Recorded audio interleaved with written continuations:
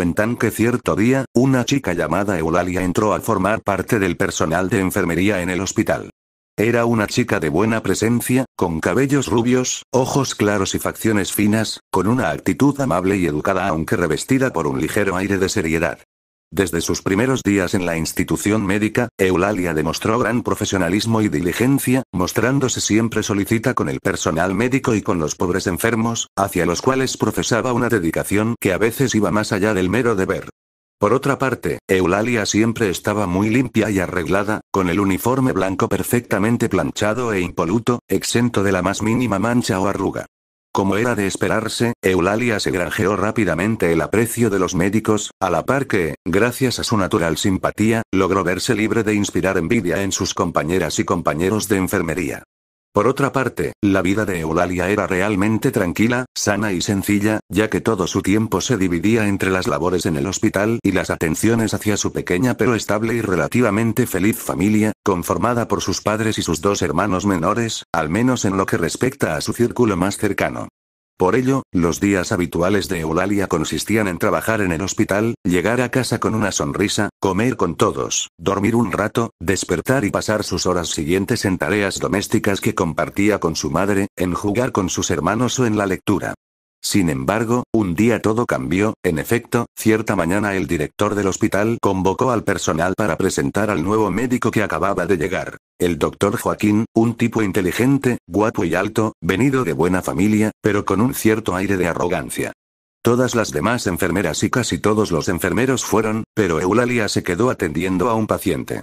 Pasados unos cuantos días, Eulalia todavía no había cruzado palabra alguna con el doctor Joaquín, y apenas lo había visto de lejos, aunque a sus oídos ya habían llegado los rumores que lo retrataban como un tipo orgulloso, como uno de esos hombres que miran a casi todos por encima del hombro. Eso hacía que ella no tuviera muchos deseos de conocerlo, pero un día la convocaron para que lo ayudase con la extracción de una bala en la pierna de un paciente. Pese a los rumores, cuentan que Eulalia quedó prendada del doctor Joaquín cuando lo vio de cerca, al punto de que sus manos temblaban ligeramente cuando le pasaba los instrumentos, llegando incluso a equivocarse en lo que respecta a entregar el instrumento correcto. Después de ese primer encuentro, Eulalia empezó a enamorarse apasionadamente del doctor Joaquín, a pesar de que le decían que no le convenía, que el tipo era un egocéntrico y que coqueteaba con una y otra enfermera. No obstante, ella siguió en su afán, diciéndose que sus compañeras estaban exagerando o simplemente justificando a Joaquín cuando no podía durar de tales o cuales críticas que sobre él se cernían. De ese modo, pasados algunos meses ella consiguió su propósito y el doctor Joaquín cedió a sus encantos, aceptando ser su novio. Durante un largo tiempo Eulalia se sentía la criatura más dichosa del mundo, y su pasión crecía como un incendio a pesar de que Joaquín no parecía amarla con la misma intensidad e incluso, según las malas lenguas, coqueteaba con otras chicas a espaldas de ella. Tras poco más de un año de noviazgo, Eulalia se sorprendió cuando cierto día Joaquín le propuso matrimonio, a lo cual ella accedió con el cándido entusiasmo de una quinceañera enamorada. Sin embargo, era necesario esperar para la boda, ya que antes Joaquín debía irse a un seminario de 15 días en otra ciudad.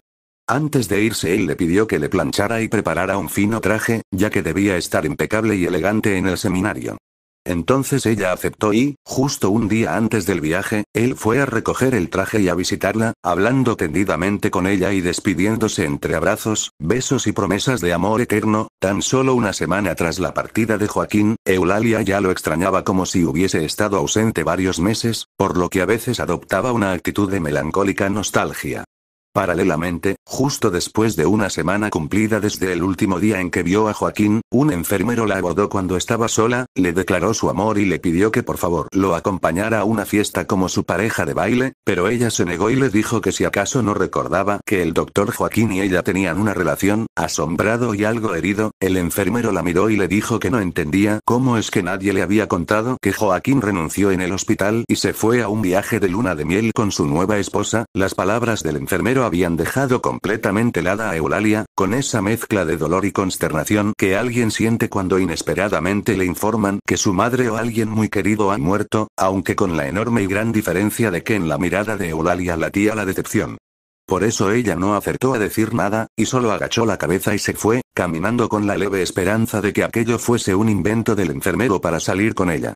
Pero a la mañana siguiente fue y averiguó en los registros, y efectivamente Joaquín había renunciado, por lo cual era lógico asumir que lo de la luna de miel era también cierto, tal y como decían muchas más personas además del enfermero. Desde su decepción amorosa, Eulalia jamás volvió a ser la misma.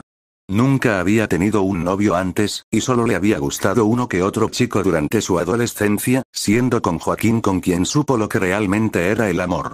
Sentía que su corazón era un jarrón despedazado sobre el árido suelo de la vida, y al parecer ni ella misma quiso recoger los pedazos y recomponerlo, ya que permitió que la amargura fuera apoderándose progresivamente de ella, hasta convertirla en un ser frío, silencioso y sombrío, en una mujer que no volvió a vincularse a ningún hombre porque se abandonó a la idea de que todos eran iguales, y en una enfermera que realizaba su trabajo con el alma empolvada por el tedio y el desgano, descuidando a los enfermos hasta el punto de que algunos murieron por sus negligencias al olvidarse darles la medicación. A pesar de ello no fue despedida porque sus compañeros y superiores la apreciaban y pensaban que tarde o temprano volvería a ser la chica trabajadora y dedicada a los pacientes que siempre había sido. Pasaron así los años y un día la enfermedad cayó sobre ella, transformándola en una paciente más del hospital donde por décadas fue indiferente hacia el malestar de los enfermos que tan mal atendía. Ella era la abandonada ahora. Sin embargo, en lo profundo de su soledad, la reflexión le ablandó el corazón y, antes de morir, se arrepintió de haber sido tan mal enfermera, falleciendo sin poder perdonarse a sí misma, y con el anhelo de enmendar de alguna forma sus errores pasados. Tras la muerte de Eulalia, en el hospital comenzaron a surgir testimonios de gente que era atendida por una amable enfermera que no parecía pertenecer al personal del hospital. Una chica joven con la ropa impecable, perfectamente planchada, tal y como la llevaba Eulalia en vida. Normalmente los testimonios eran confusos porque solía atender a los enfermos cuando dormían, se encontraban sedados o estaban muy graves. En cierta ocasión, una de las enfermeras que trabajaban de noche se quedó dormida en su turno. Su negligencia le podría haber costado la vida a un paciente que necesitaba una importante medicación para tratar una fuerte infección que hacía peligrar su vida. El hombre, semi-inconsciente, observó como una enfermera, a la cual no pudo reconocer porque tenía el rostro ligeramente borroso y como desdibujado, le suministró el antibiótico necesario y, mientras lo arropaba, le dedicó una caricia en el pelo. Un par de horas después, la enfermera que se había dormido en su turno se despertó sobresaltada y, acordándose de lo importante que era suministrarle la medicación al señor, salió corriendo hacia su habitación, temiéndose lo peor. Al llegar allí se encontró que, el goteo que mezclaba el antibiótico con el suero, estaba perfectamente colocado y la dosis era la correcta. Aún asustada, le preguntó al paciente quién le había puesto la medicación. La respuesta la dejó helada. Su compañera rubia, la que tiene la bata sin una sola arruga. Esta fue una de las cientos de veces que la planchada atendió a alguien que necesitaba la ayuda médica o que había sido descuidado por las otras enfermeras. Pocos son los que la recuerdan, ya que siempre atiende a personas graves o cuando están medio dormidas. Ninguno puede recordar su rostro con claridad, ya que, casi siempre que se ha dejado ver, lo ha hecho con su cara ladeada o de espaldas. Pero todos los testimonios concuerdan en lo mismo, en lo impoluto de su aspecto y en la perfecta forma en la que están planchadas sus ropas, así como en lo cordial y profesional de su trato. Algunos, de entre el personal del hospital, también dicen haberla visto durante escasas fracciones de segundo entrar o salir de la habitación de un paciente e incluso haber sido despertados por el espíritu de Eulalia cuando dormían en sus turnos, tocándoles el hombro, y comprobando al despertar que estaban solos y que los pasillos del hospital estaban desiertos. Aunque nunca la vieron como una amenaza, ya que ayudaba a los enfermos cuando estos eran descuidados, cosa que se sabía gracias a los múltiples testimonios de pacientes que afirmaban haber recibido tal o cual medicación en ausencia de personal médico. Nota. Según varias fuentes, esta leyenda es originaria de México, específicamente del Hospital de Juárez, pero se cuenta que la planchada ha aparecido en otros hospitales e incluso hay historias similares en otros países. Esta podría denominarse la versión moderna de la leyenda que se hizo enormemente popular en el siglo XX en México.